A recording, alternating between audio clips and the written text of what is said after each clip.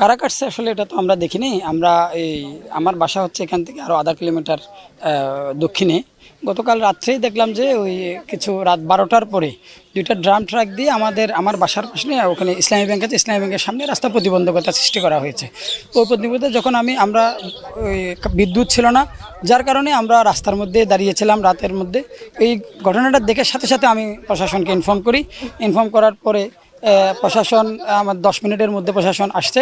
পরবর্তীতে এদিক থেকে যে সিএনজিগুলো যাচ্ছিল তাদের কাছ থেকে শুনতে পেলাম যে এখানে কে বা কারা 20-30 জনের একটা গ্রুপ বিভিন্ন ধরনের মাটি কাটার যন্ত্রপাতি নিয়ে গাড়ি টাড়ি নিয়ে প্রস্তুত। তখনই আমার মনে হলো যে এখানে একটা নাশকতার চলছে, যেহেতু আগামী 31 মে আমাদের মাননীয় স্বরাষ্ট্রমন্ত্রী মহোদয় এখানে আসবেন।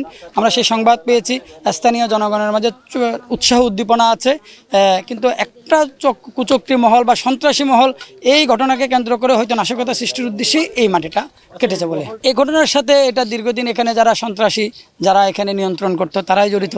এখানে এটা আপনারাও খুব ভালো জানেন এবং আমাদের প্রশাসনও যে না জানার কথা নয়।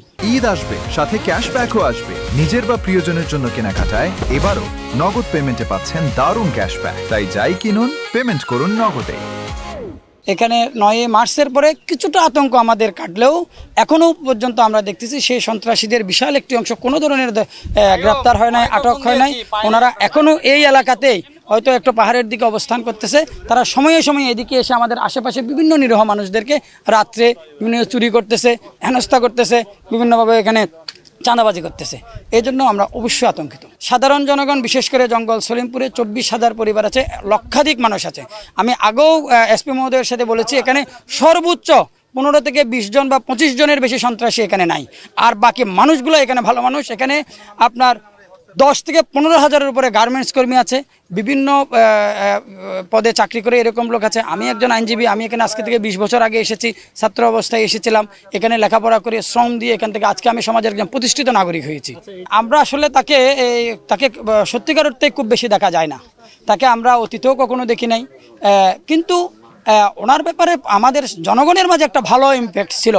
এক সময়ে আমরা লোকমুখে বিভিন্নভাবে শুনেছি এখানে বেশ কিছু ভালো কাজ উনি করছেন বলে শুনছি, কিন্তু পরবর্তীতে দেখতেছি যে ওনার যেই বাহিনী আছে বা ওনার যে যারা এখানে রাষ্ট্রটা চালায় উনি এখানে খুব কম থাকেন।